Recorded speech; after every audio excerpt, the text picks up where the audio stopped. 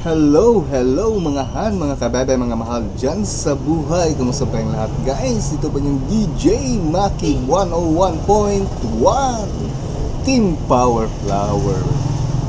Kumusta ba kayong lahat guys? I hope po okay lang po kayo mga lollies. I hope po meron po kayong magandang pagbungad ng Lunes. Shoutout po dyan sa leader po namin na sa Team Power Flower po na si Lodi Jacel Adocal. Hello Lodi Jacel Adocal. And to Ken Lalangan po. Hello Lodi Ken Lalangan. And Lodi Alexander Horkelia po. Hello Lodi, si Pag Lodi. Hi po dyan kay Abalos Vlog. Lodi Abalos Vlog, kumusta ka na po? I hope po mayroon kang magandang umaga po Lodi Abalos Vlog. Alright guys, pagpatuloy na po natin yung kwento ng asawa kong mayaman. Sana all magkakaasawa tayo ng mayaman. Para naman hindi na tayo mahirapan mga lords. Alright guys, ang asawa kong mayaman, Kabanata 7. Natigilan si Zhao Gang sa mga salita ni Qin Yu. Pagkatapos ay nagpakawala siya ng chortle. Babe, narinig mo ba ang sinabi ng lokong ito? Binibigyan niya ako ng chance. Ha ha ha. Ito ang pinaka-nakakatawang bagay na narinig ko sa loob ng ilang sandali. Hindi napigilan ni Zhao Gang ang kanyang pagtawa. Pinagtawanan ni Su Yan, Qin Yu. Nawala ka ba sa isip mo sa loob lang ng isang araw? O nakalimutan mo na ba ang pakiramdam ng mabugbog ka? Hindi umimik si Qin Yu ngunit pinandilitan si Zhao Gang at muling sinabi, Zhao Gang. Ito na ang iyong huling pagkakataon. Inilagay ang kanyang kamay sa likod ng kanyang tainga. Sinabi ni Zhao Gang, ano ang sinabi mo? Sabi ko lumuhad sa harap ko at humingi ng tawad. Ako ay, pumunta ka sa impyerno, tanga ka. Sinuntok ni Zhao Gang si Qin Yu bago natapos ng huli ang kanyang pangungusap. Gayunpaman, pinalipad si Zhao Gang sa pamamagitan ng isang sampal mula kay Qin Yu bago pa matamaan ng una ang huli. Kaagad pagkatapos, ang Zhao Gang ay malakas na hamampis sa dingding. Napanganga si Su Yan sa nangyayari sa harap ng kanyang mga mata sa pagkatulala. Hindi siya makapaniwala sa kanyang nakita. Paano ang isang mahinang house husband tulad ni Qin Yu ay makagawa ng ganoong kalaking kapangyarihan sa isang sampal? Sampain ka. Papatayin kita. Nagpumiglas si Zhao Gang na makatayo bago tumakbo patungo sa Qin Yu. Sa isang walang kibo na mukha, si Qin Yu ay tumama sa tiyan ni Zhao Gang. Kasunod nito, hindi na makabangon si Zhao Gang. Damanak ang dugo mula sa kanyang bibig, nakaramdam siya ng matinding kirot sa kanyang puson, dahilan para mapilipit ang kanyang mukha. Tumingin si Qin Yu sa kanyang mga kamay ng may galit. Mukhang totoo ang lahat, tuwang-tuwa si Qin Yu. Si Zhao Gang, na nakahiga pa rin sa lupa, ay hindi makabangon kahit anong pilit niya. Ayaw na ni Qin Yu na makitungo sa mga hamak na tulad nila, kaya pinandilitan niya ng mata si Zhao Gang at kinawian. Itigil mo na ang pang-aasar sa akin. Pagkatapos magsalita, tumalikod si Qin Yu at umalis. Sa wakas ay nabawi ni Su Yan ang kanyang katinoan matapos ang kanyang silhouette ay hindi na makita. Tinulungang tumayo si Zhao Gang, nag-aalala siyang nagtanong. Honey, okay ka lang? May pagtatampo na ekspresyon sa kanyang mukha, si Zhao Gang ay nagngangalit ang kanyang mga ngipin at sumigaw, isinusumpa ko na papatayin ko siya. Gagawin ko to. May mahigit 100 sa kanyang bulsa, binisita ni Qin Yu ang bawat herbal pharmacy sa Jiangcheng. Ngunit sa maliit na halaga ng pera, maaari lamang siyang bumili ng mababang kalidad na mga halamang gamot na halos hindi epektibo.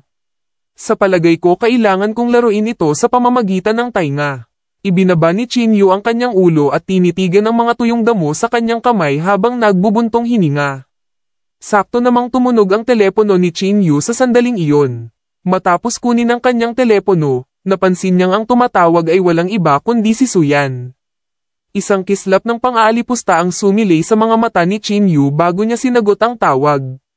Anong gusto mo? Sinabi ni Su Yan, Qin Yu, ikaw na anak ng BTCH. How dare you hit Zhao Gang? Bastard ka, dapat kang pumunta at humingi ng tawad kay Zhao Gang, kung hindi, dahil nag-aatubili na makinig sa kanyang daldal, agad na tinapos ni Qin Yu ang tawag.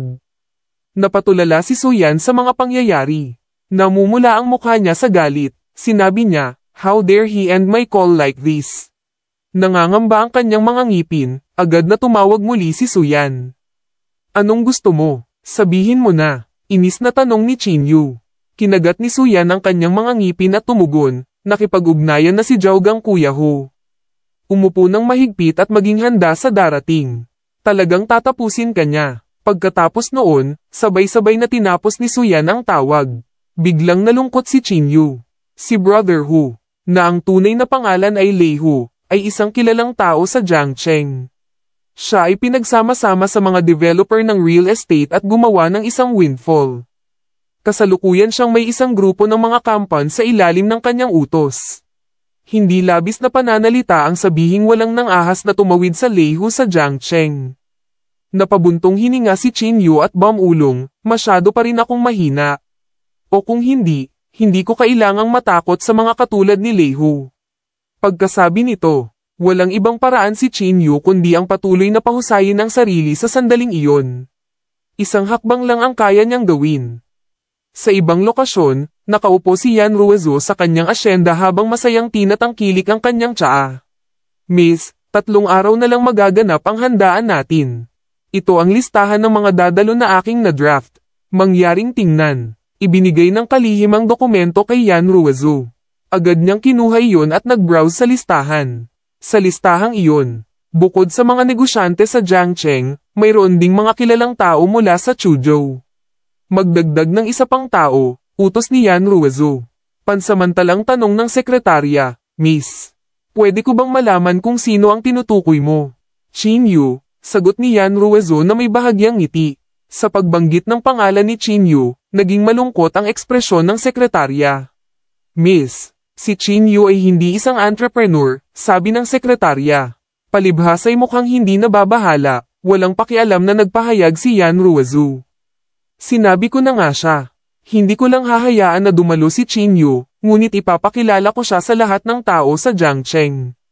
Ipapaalam ko sa lahat sa Jiangcheng na ang Chinyu ay sa akin. Yan Ruizu. Iisa lang ang motibo ni Yan Ruizu.